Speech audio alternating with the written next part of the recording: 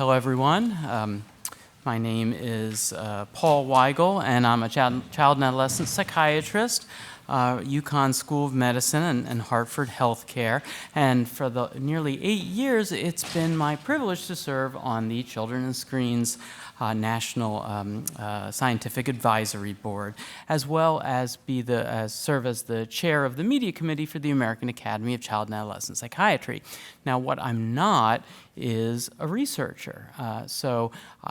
It's been my work to take the wonderful work that many of you do and translate that into actionable interventions for pediatricians and child psychiatrists. So a wise woman once told me that if you want to get attention on an educational activity, a symposium that you're doing, that the most important thing is to put the word sex in the title. So Elizabeth, I want to thank you for that advice. It's never let me down. Good to know. Drugs are good too. Of course, the internet has transformed the landscape of childhood and adolescence, and perhaps nowhere more than in the realm of sexuality. Teens are exploring sexuality. They are pursuing intimate contact and sexual gratification and expressing their sexual identity online. Social media has become a prime medium for youth to explore intimacy as well as sexuality, for better and worse. Pornography has become the default sex educator for children and teenagers in our country. And it teaches some useful and some perhaps problematic lessons in the process. Sexting has become even a normative adolescent behavior, leading to a variety of positive and negative outcomes itself. And how do virtual reality and artificial intelligence fit into this picture? Well, this panel is going to summarize the current state of scientific literature regarding adolescence and online sexuality. So we're going to go ahead and get started. Yep, that's us.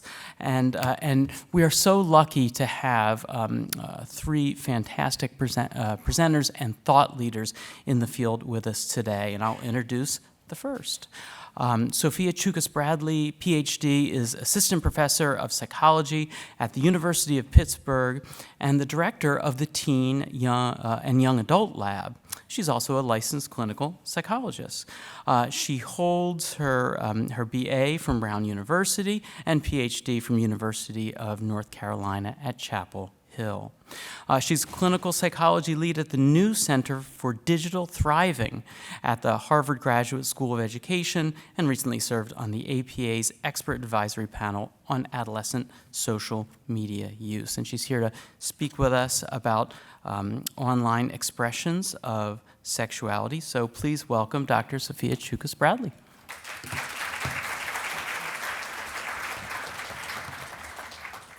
Thank you, Dr. Weigle.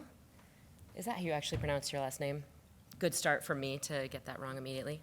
I'm so happy to be here with you all. I'm standing in for Monique Ward. These are my slides, not hers, but just wanted to acknowledge that she was originally invited to be on this panel and does amazing work in this space.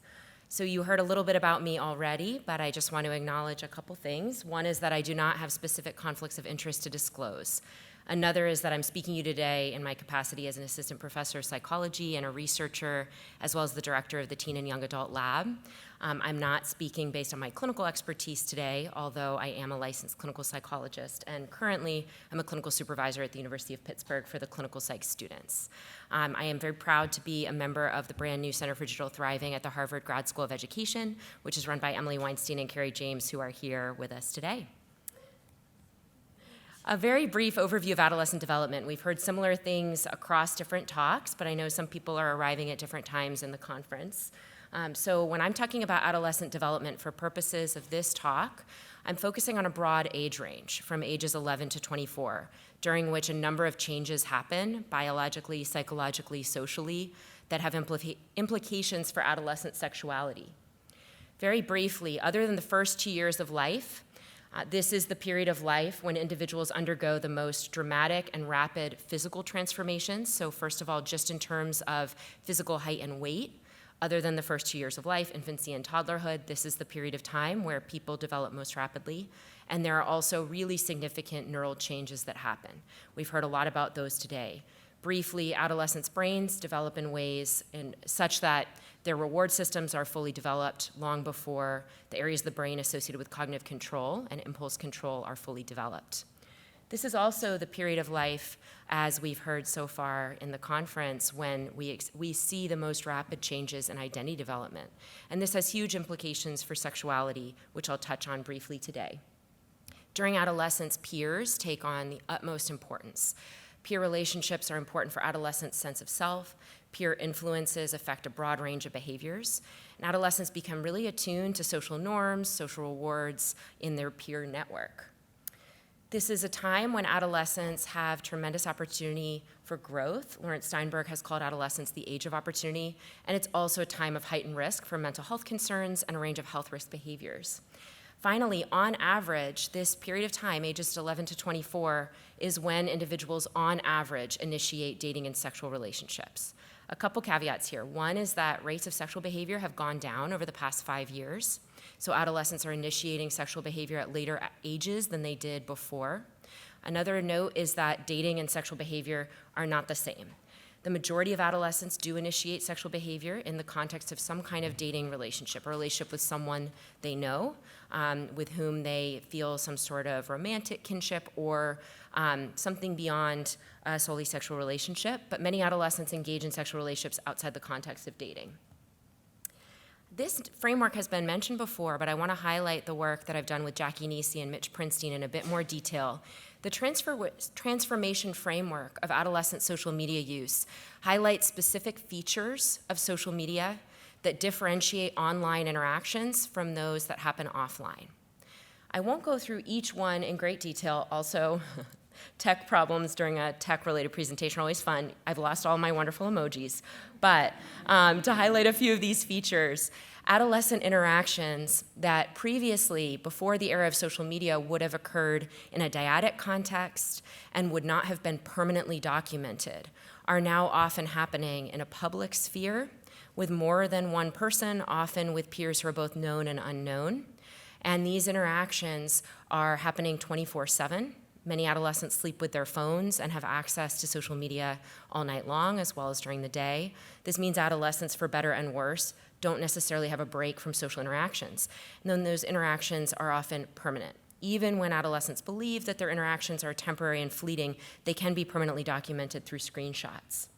One feature that when we wrote our paper in 2018, we were not fully cognizant of yet, and that has been mentioned a lot during the conference so far, and I'm glad to hear that, is the algorithmic nature of social media. So adolescents, whether we're talking about sexual relationships or more broadly, are not engaging in interactions simply with one other human being or even a group of human beings. These are interactions that are mediated by technology, and specifically mediated by algorithms that are designed to show more and more extreme content, or any content that leads to increasing likelihood of staying online, of continuing to click, and of generating revenue through the attention economy. For anything where we are not paying for a product, we are the product. I also want to highlight what I mean when I say a sex-positive framework for adolescent sexuality, which is how I think about adolescent sexuality. This comes from the work of Paige Harden and others. It's an excellent paper, if you haven't read it, from 2014, where she lays out a sex-positive framework for adolescent sexuality. So in a sex-positive framework, we are thinking about the developmental benefits, not just the developmental risks and drawbacks of sexual experiences. And we are moving beyond this idea that sexual well-being is just avoiding bad consequences. Sexual well-being involves a huge range of positive experiences that can be beneficial for development, not just the absence of bad experiences. But this framework does not assume that all sexual experiences are positive, and it doesn't trivialize the risk management aspect of sexuality. So my grad students and I, some of whom are here with us in the third row, embarrassed that I showed their photos, developed this paper recently that was just published in Advances in Psychiatry and Behavioral Health, where we highlight a lot of what has been talked about so far in the conference. Social media is, of course, not just one thing, and it is not all bad or all good. So we highlighted in the domains of interpersonal relationships, identity exploration and development, and mental health, positive and negative aspects. How can social media both promote positive development and promote risk within different categories? We didn't focus specifically on sexuality, but I'll extend this framework for the rest of the talk to talk about how this affects sexuality specifically. So in the domain of interpersonal relationships, of course, social media can promote social connection and well-being, especially as we've heard about in the conference already among marginalized youth, for example, rural LGBTQ+ youth, who may not know a single other out queer or trans person in their hometown. Social media can provide a lifeline and social connection that is not otherwise available. It can also exacerbate experiences of social exclusion and a sense of lack of belonging, depending on the context and the adolescent. In terms of identity exploration and development, within the realm of sexuality and gender development, as well as racial and ethnic identity and other forms of identity, social media can connect adolescents with information about their identities they're exploring and questioning and solidifying that they might not have access to offline.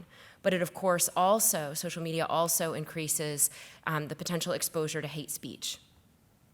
With regard to mental health, social media can allow access to information about mental health services and treatments that would not otherwise be available, but much of that information, as we heard about in a prior talk, is incorrect and can be damaging. So of course, as you might expect, we can see exactly half of my emojis. Social media, when we're thinking about sexuality, is of course not all bad or all good.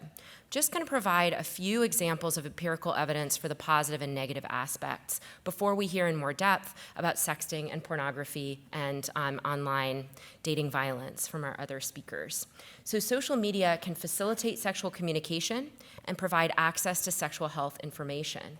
So for example, in a study that was led by Laura Widman at NC State University that I was a co-author on a few years ago, high school students who discussed condoms via technology were about 4 times more likely than those who didn't to use condoms in their sexual encounters. And that was for adolescents who were having the types of sex for which condoms can promote safer sex.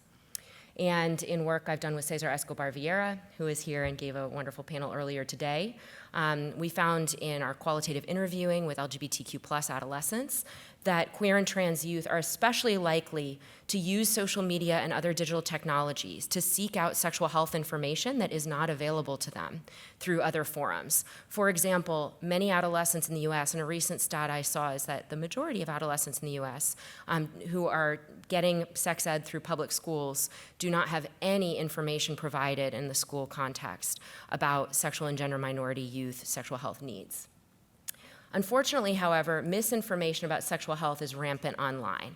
So this is a recent nationally representative survey finding that almost 2/3 of women aged 18 to 24 said they had learned more about women's health from social media than they did in school.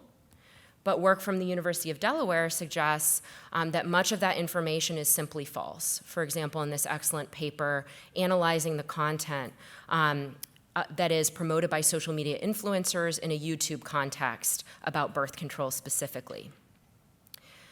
It embarrassingly took me until now to see that that screen is there. For future speakers, I give you this public service announcement. Okay, great, that is much easier for me. So digital technologies allow LGBTQ+ adolescents to find potential partners. So work I've been involved in and other work as well has really focused on understanding how important social media, dating sites, and other forms of digital technology can be for allowing queer and trans youth to find dating partners who they would not have access to in an offline sphere, and to actually vet those partners. So adolescents can use social media to learn information about other people online. It's not always accurate, as we'll get to in a moment, but to learn information about potential partners and make an agentic decision about how and when to share information about their own identities that might not feel safe in an offline context. And this allows for connecting with folks beyond one's geographical region. That said, of course, the features of social media, for example, the lack of clear cues, the sometimes fully anonymous nature, can increase the risk for victimization in a dating and sexual context. Harassment of queer and trans youth, and especially trans youth, has been well documented. Adolescents may feel safer or more comfortable disclosing their identities, but that may be risky for them. Online stalking, harassment, and coercion has been documented not only for queer and trans youth, but also for cisgender straight girls. And there is a risk for some youth of in-person sexual violence connected to online use. This is an excellent framework that I highly recommend people check out that highlights not just for social media, but media more broadly, why and how sexually objectifying media may pave the way for experiences for sexual perpetrators, victims, and bystanders when we're thinking about sexual harassment and sexual violence. When we're thinking about the gendered framework in particular, a lot of what is on social media and other digital technologies, as well as mass media, is objectifying and dehumanizing of women. And this can lead to shifts in how people perceive individuals in an offline space as well and contribute to gender-based violence. Online sexual objectification and self-sexualization can lead to offline self-objectification and mental health concerns. So excellent work from Monique Ward, who again was originally going to be on this panel and couldn't be with us today, explores the link between self-sexualization, so the experience of presenting oneself in a sexualized way online, which is closely related to but not exactly the same as self-objectification, linking that to offline sexual behavior as well as offline mental health consequences. And in the interest of time, I'm going to move on, but I can come back to that in the Q&A if people are interested in talking about it more. This is connected to much older work from Fredrickson and Roberts and others from the 90s that preceded the advent of modern social media, which highlighted how sexual objectification of women can lead to self-objectification, an experience of viewing oneself as if from an observer's perspective and thinking about one's physical appearance and one's sex appeal to a degree that might harm mental health. Higher levels of self-objectification are associated with a broad range of mental health concerns as well as sexual risk behaviors and difficulties with sexuality more broadly, such as difficulty achieving orgasm in a sexual context. And this is an ad that I saw when I was an adolescent, so long before the advent of modern social media. Girls and women have been socialized to prioritize other people's sexual desires above their own sexual desires. So this ad was for a perfume in the 90s called Fetish. And the text said, "Apply generously to your neck so he can smell the scent as you shake your head no." Even ignoring the heteronormativity, I'm a queer woman myself, there's this underlying implicit message that for adolescent girls, the goal is to be an object of someone else's desire, usually a male someone, not a subject of one's own desire. And we need a lot more research to understand how a world of social media in which adolescents can be photographed and videoed and distributed to a broad audience at any moment, and can also take photos of themselves and doctor them and edit them. What are the implications for what Deb Tolman called in 2002 dilemmas of desire in her excellent book about adolescent sexuality, and specifically the sexual experiences and sexual identities of girls? Elizabeth Daniels earlier today noted that body image research is often siloed and separated from discussions of mental health. I would argue it's often also siloed away from research and talks focused on sexuality. I know I'm over time, so I will just plug. Savannah Roberts, a student in our lab, will be giving a talk in the body image symposium tomorrow. We propose this model, which we haven't yet tested specifically in the realm of sexuality, which proposes how some of the gendered sociocultural appearance pressures I've talked about already intersect with those features of social media and the features of adolescent development to predict higher levels of self-objectification and body image concerns. And we found links with depressive symptoms, disordered eating, and other mental health concerns. But a question is, in a world where adolescents are now exposed to an intersection of media influences and peer influences all in one space, and where what we have long-term, the imaginary audience, this feeling of being viewed by an audience all day long, a world in which that's no longer imaginary because of social media, what are the implications for adolescent sexuality? I'm gonna skip the rest of these slides. I'll come back if there is time in the Q&A. I don't know how to do that elegantly, so I'm just going to zoom through and highlight that, of course, as we've already started hearing about already, technology, one of the greatest assets is that we can reach such a huge number of kids through interventions that are disseminated online. And so this is just one example of a meta-analysis that Laura Widman led, showing the efficacy of technology-based interventions for promoting sexual health. Thank you so much for all the help of my research team and collaborators. Many of you are in the audience, and the youth who participated in our research. And I was supposed to have time for one question, but I'm guessing I don't, and we should hold off. Thank you so much, everyone.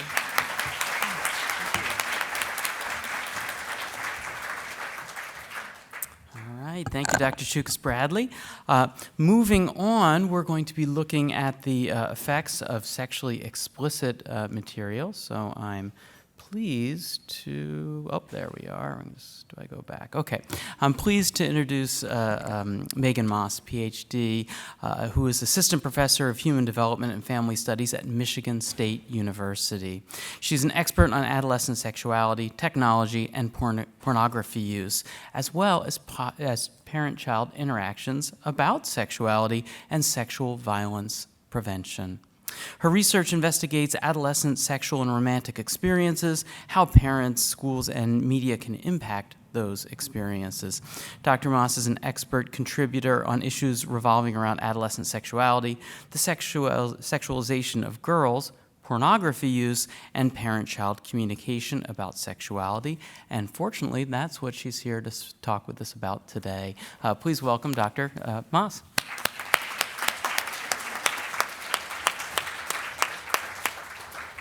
Apologize for the funky slide situation going on, but yeah, I am an assistant professor in human development and family studies at Michigan State University, and I research adolescent romantic and sexual experiences, how media shape those experiences, and how we can really support parents and schools to mitigate any ensuing harm related to those experiences. I'm going to kind of walk us through romantic media, certainly pornography, sexual decision-making, and sexual and intimate partner violence victimization that is associated with these types of media use, some implications that have been really discussed before, and then some recommendations. Again, I apologize about the slide stuff. I don't know what's going on. We did troubleshoot this, but I guess despite the troubleshooting, it's still kind of funky. But anyway, so when we think about adolescents' romantic experiences, sexual experiences, we often don't consider that they're being primed from a very early age with the media experiences that they have for those experiences that are, years in the future. And a lot of this work of unraveling all of this has to do with these media practice models, which we're all pretty familiar with and have been discussed today. But in particular, models that suggest that there are sexual scripts or messages, instructions that are gleaned from these media experiences that then get transferred or internalized into attitudes and then applied behaviorally. But there's also individual selection effects where different adolescents are going to be attracted to different types of media that may confirm something that they already believe. And so it's kind of a cyclical perspective, an experience of both seeing and doing.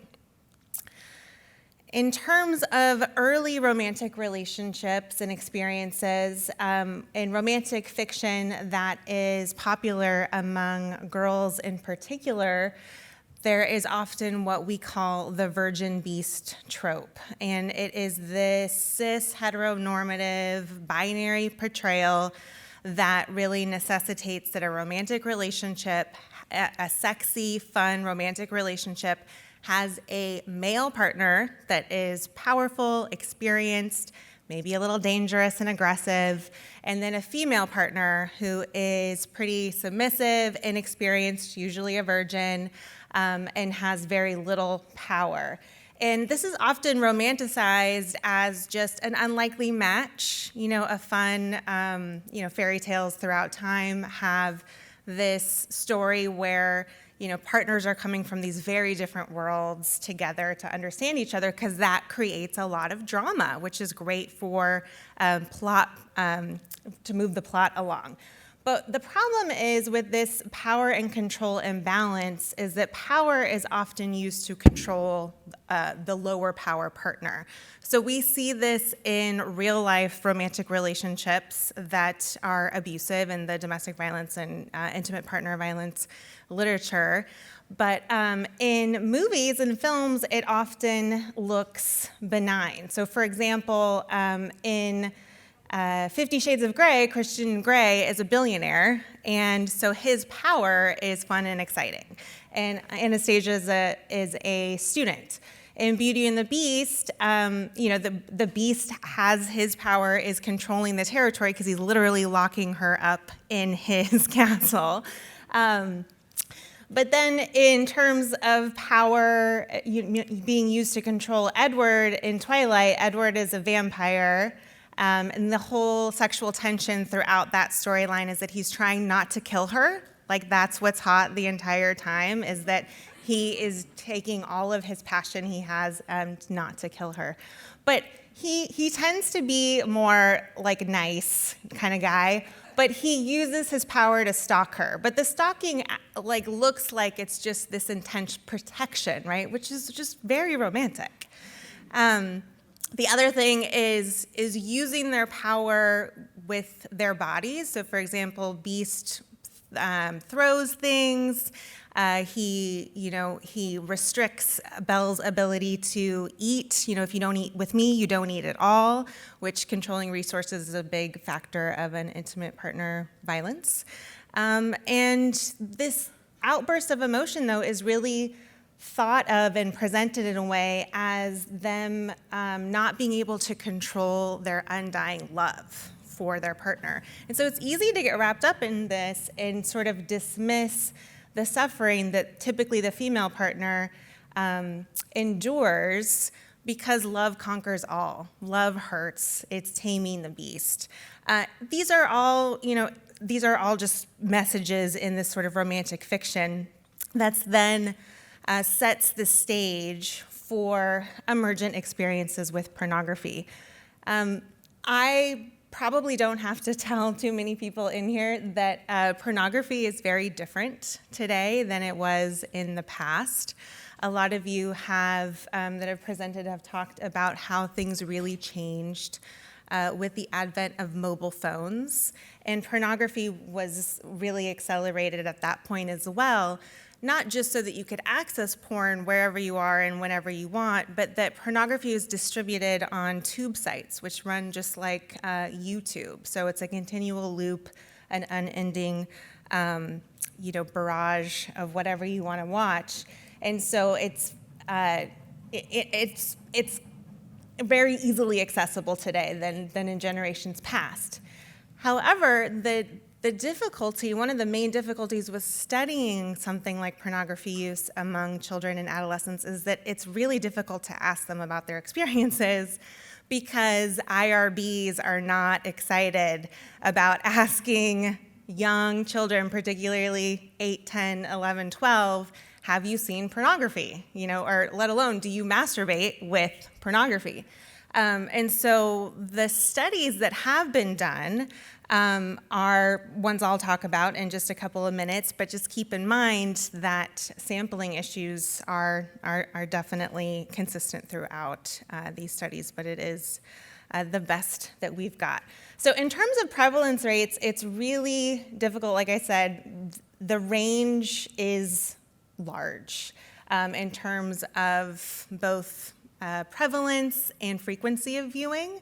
But this is the latest study that is done by Common Sense Media with a nationally representative study of adolescents in the US. And they found that the majority of teens have seen pornography by the age of 17, and there isn't the gender difference that people tend to assume. So 70% of cisgender girls 73% of cisgender boys. They did not assess non-binary and transgender differences. We have the majority of teens have seen pornography by the age of 13. Over half see it more than once per week, and over half have seen porn that depicts rape, choking, pain, violent porn, the kind of stuff that when those of us who grew up in the 80s and 90s and even earlier on, if we wanted to see the type of content that teens are seeing regularly, we couldn't have, even if we had searched it out. It was just literally not there. So now all of this is sort of combined with quote unquote regular porn. And as you can imagine, the use of pornography is not associated with great things for adolescents.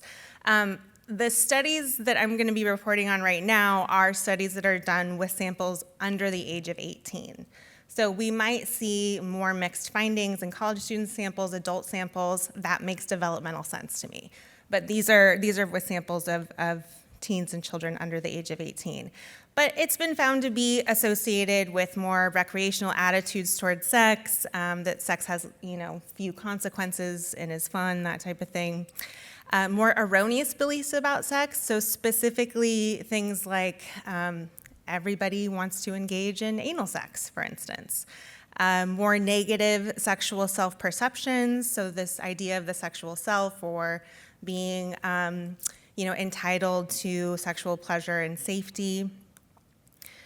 Lower sexual satisfaction with partners, greater acceptance of rape myths. So the rape myths are things like, a victim is responsible for their own rape because of what they wore or where they were, something along those lines.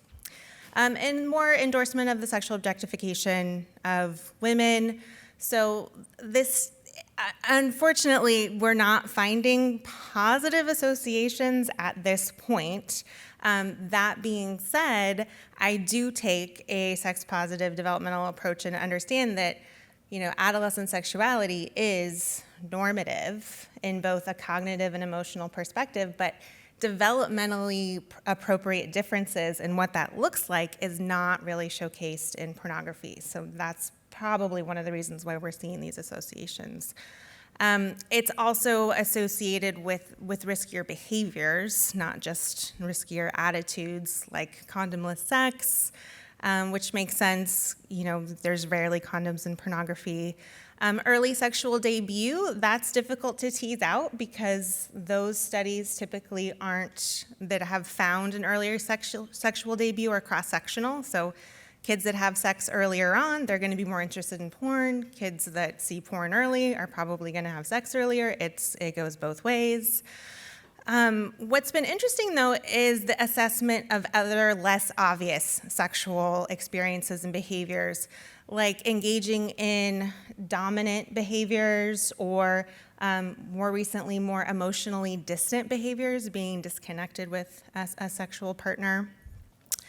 In terms of sexual victimization and perpetration, sexual pornography is associated with both. In a recent study, one of my good friends from graduate school Emily Waterman, found that there was a reciprocal correlation between sexual harassment and pornography over 3 years.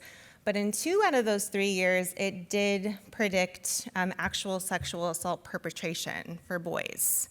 And that is controlling for perpetration at the year before.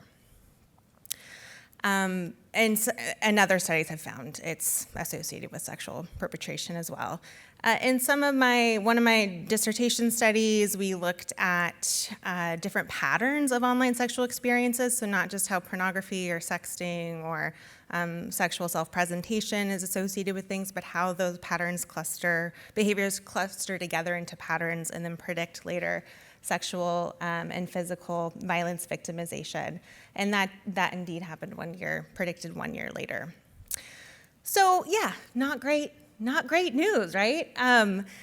Again, I like to take a developmental approach when it comes to this type of work and just acknowledge that there are there are different vulnerabilities that adolescents have when it comes to pornography use that adults don't necessarily have. In terms of brain development, which we've talked about today, there's temperamental differences, sensation seeking, family contexts like stress, neglect, abuse, and peer norms that are going to make some adolescents more vulnerable to pornography use than others, or negative, I should say, harmful outcomes to pornography use than others. So what can educators and everybody do about it? I can go into some of these details in the Q&A, but there's lots of things we can do in schools that does not have to do with changing sex education. I have served on the sex education advisory boards for decades. I'm a certified sex education specialist. We aren't changing sex education nationally. It's not going to happen. So we need to stop playing lip service to that. It has to change on the district level, state level, local level. But media literacy, that can be changed on a national level. That can absolutely be embedded into social studies curriculum. Practitioners, we've talked a lot about that. You guys are doing great. And parents, I really just encourage parents to talk about these things theoretically, right? Just like we would in a classroom. Asking questions about characters. You know, if you can have a pretty in-depth conversation about relationships after watching Beauty and the Beast or during watching Beauty and the Beast with young children, it makes them kind of understand and see some of these dynamics. It doesn't have to be discussion about pornography. And yeah, I'm happy to connect outside of this context too. Thank you. Oh, okay. Sure. We do have time for a quick question, if someone has. Oh, I have not a quick question. Should I hold the mic? Yeah, that'd be great.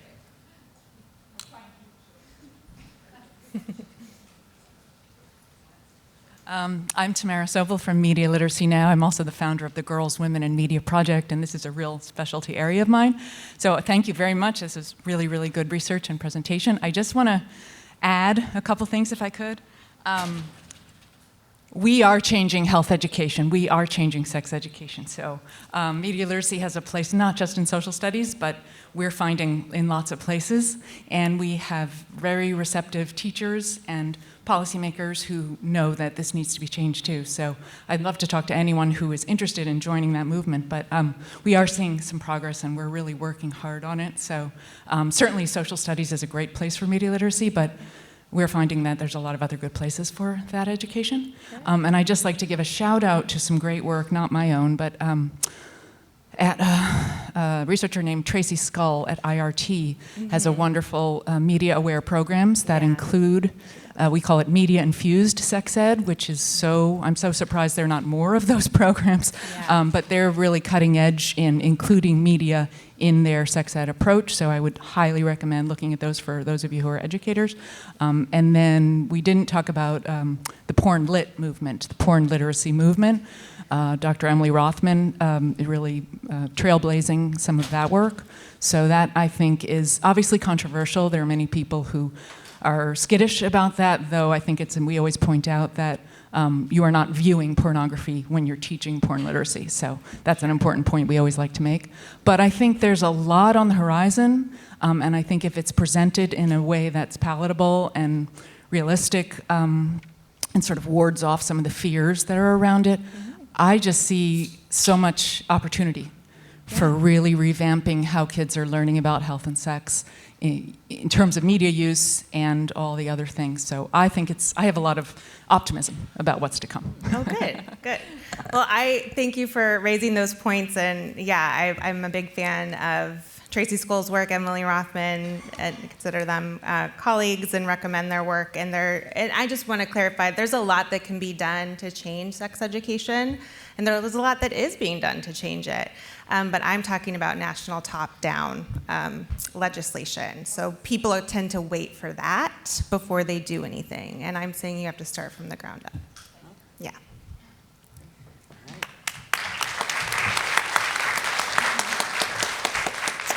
And there will be time for a Q&A with all of our presenters following our final presentation.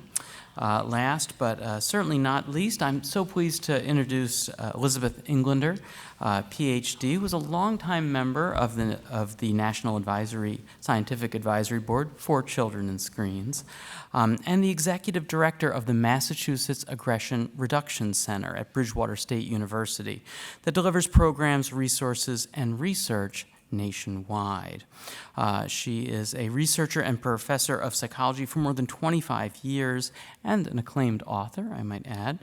She's a nationally recognized expert in sexting and cyberbullying. And the Boston Red Sox named her MVE, the most valuable educator. Please join me in welcoming Dr. Elizabeth Englander.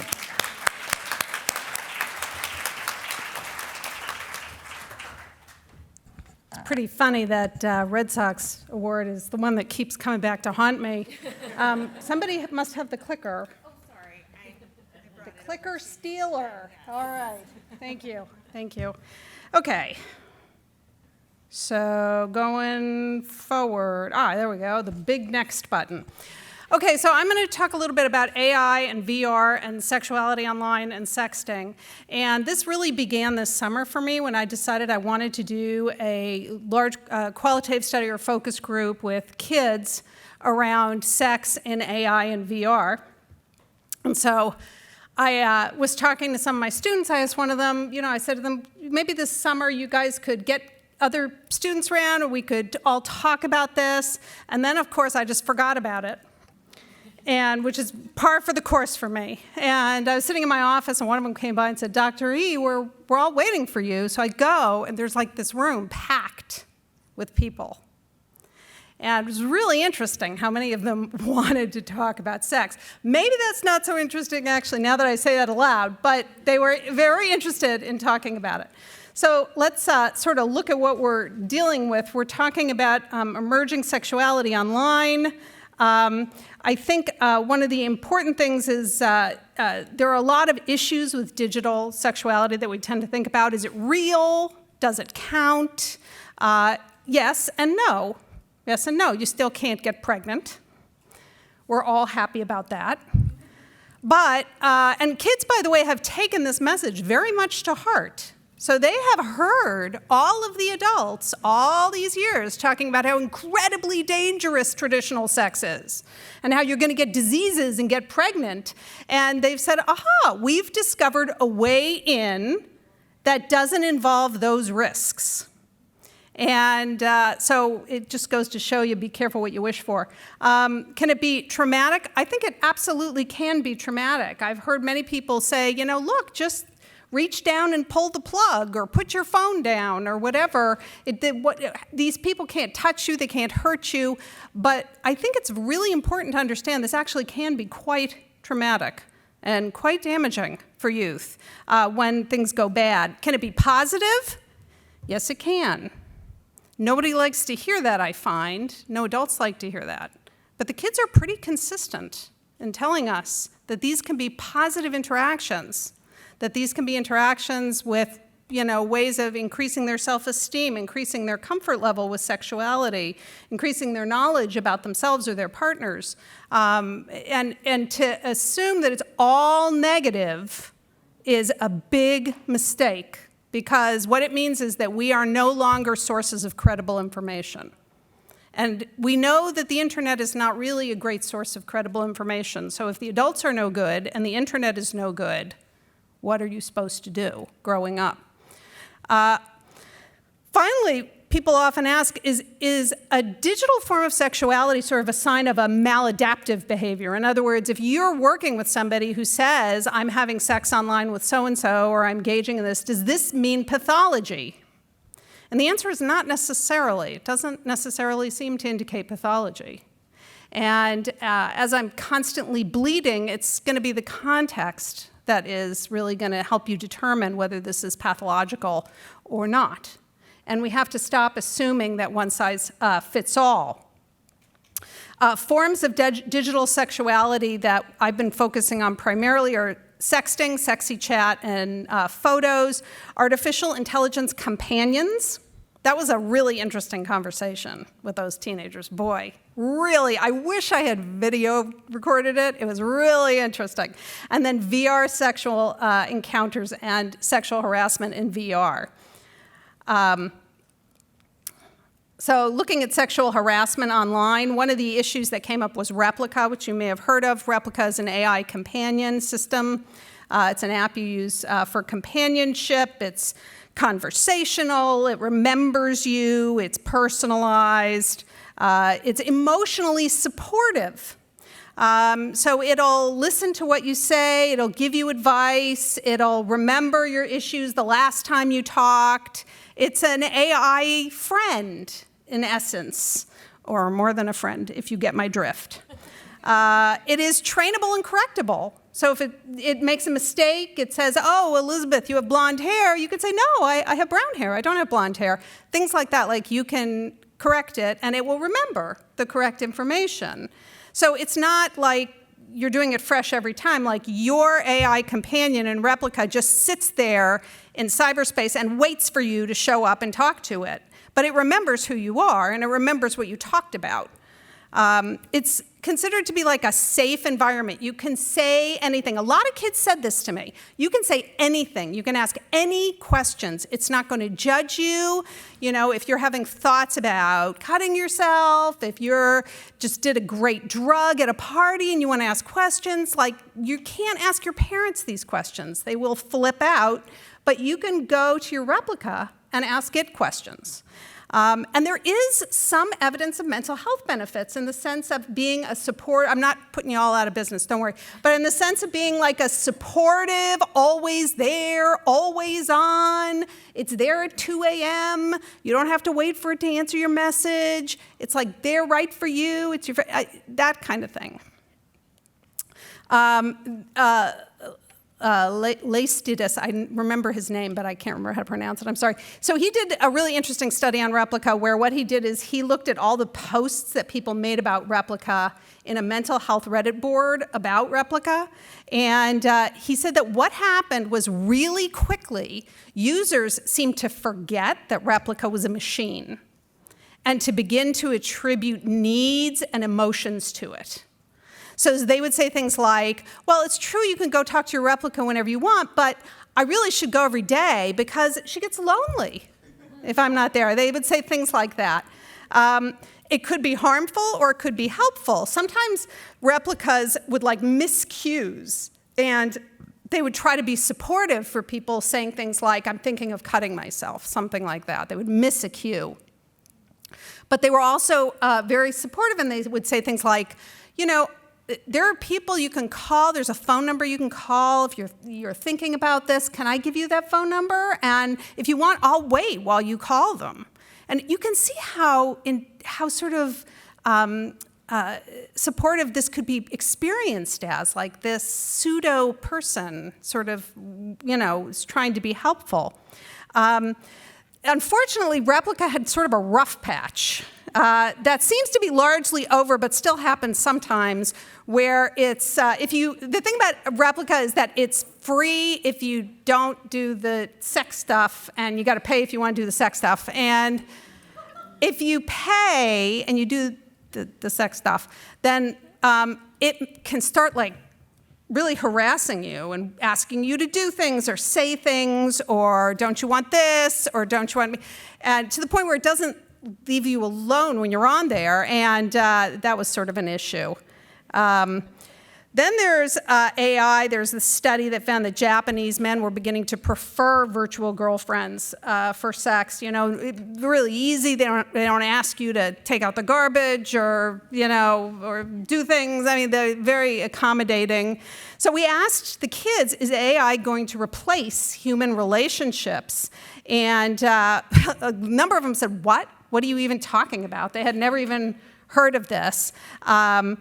Some of them says it sounds sort of creepy, but maybe it's fun. You know, they were remarkably non-judgmental about this. Non-judgmental. I imagine if I had been doing this with a group of adults, they would have been much more judgmental about it. this one I really think kind of hit the nail on the head, where a boy said, look, if you've got nobody else, it's probably better than nothing. And that might be true sometimes or might not be true sometimes. I would argue in the case of children and teens that I would rather have them uncomfortable enough not having somebody that it forces them to push their envelope a little bit and go out and try to develop the skills they need to gain a partner. But having said that, this isn't totally crazy. And of course, the last comment was also pretty typical, where a girl just said, that's like the grossest thing I've ever heard. And yeah, okay. Bottom line, there's very little research on AI companions, but I suspect there's going to be a lot of them around, and it can be helpful. It's really easy having these relationships. It's really easy to fall into them. And I will tell you that I went online to create a replica because I was curious what it was like, and I found it really boring, personally. Really boring. But I don't know, maybe that's different for other people.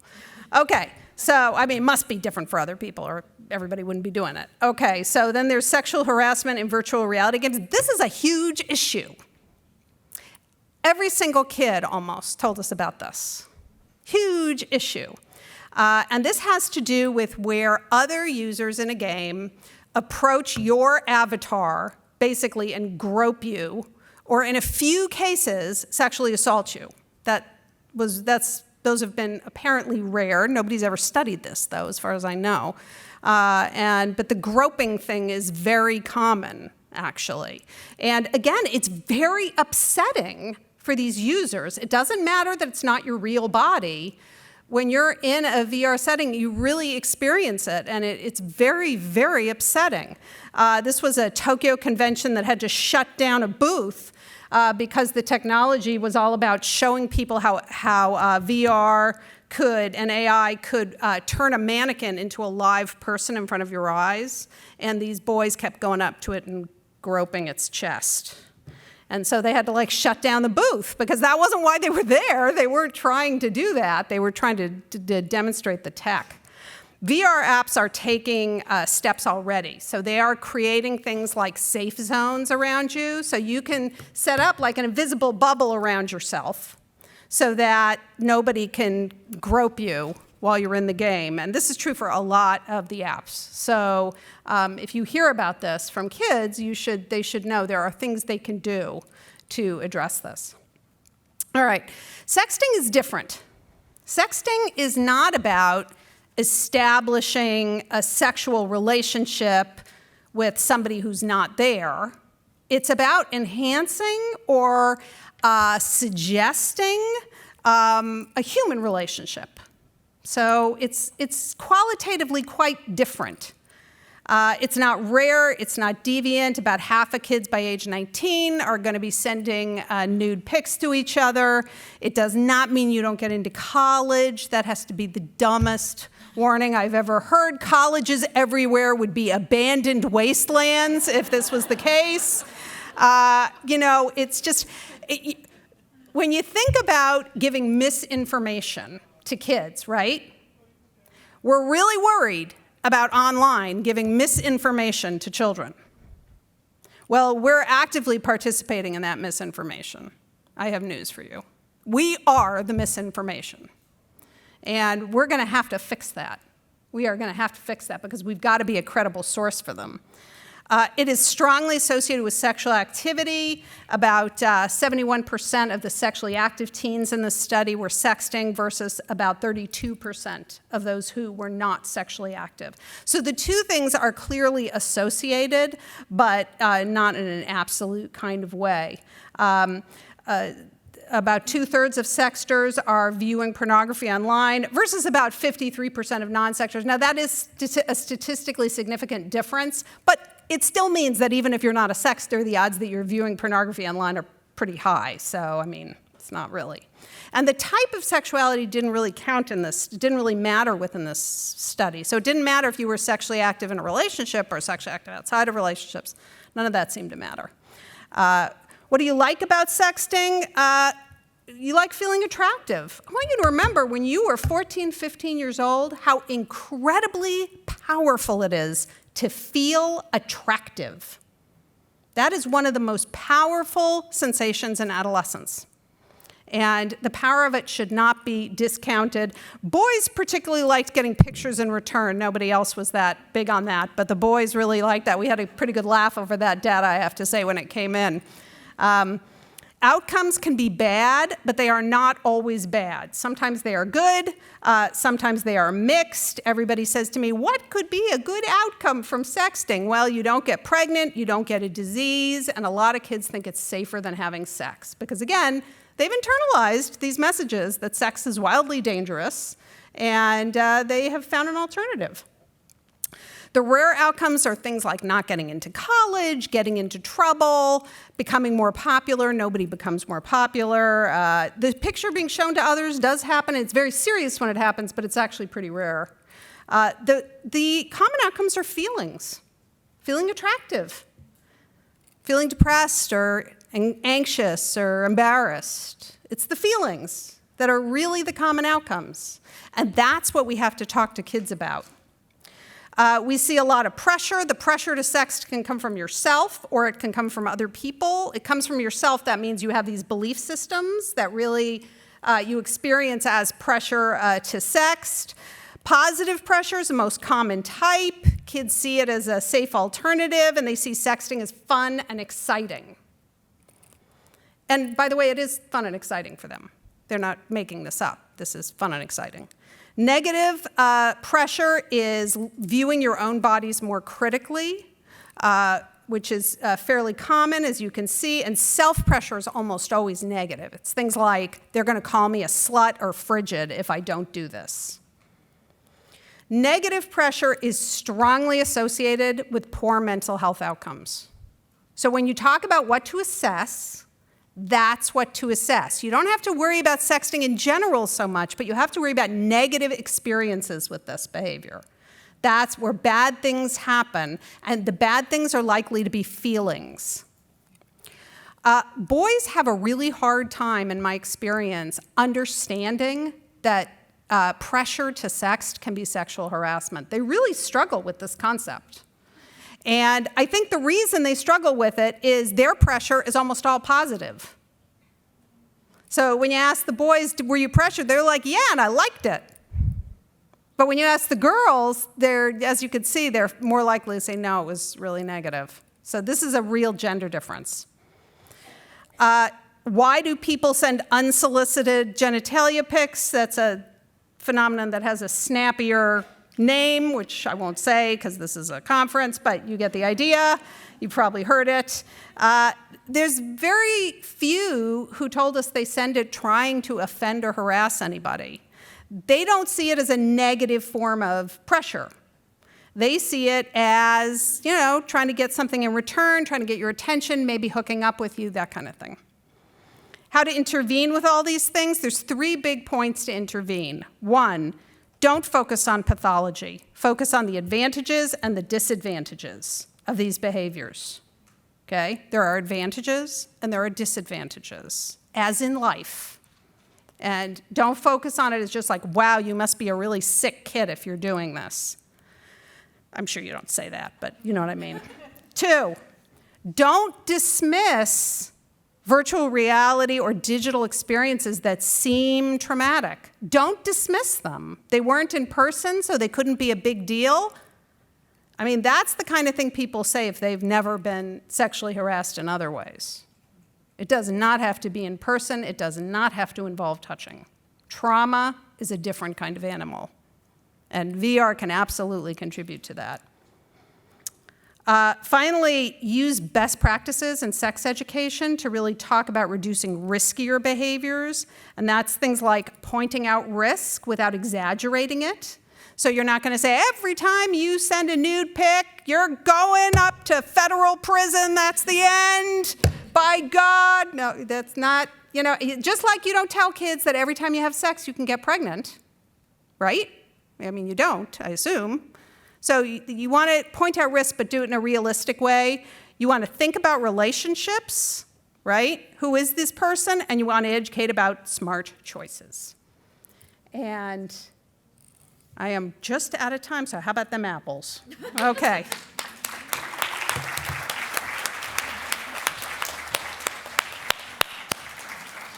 Thank you, Dr. Englander. We have just a few minutes for comments and questions for the entire panel.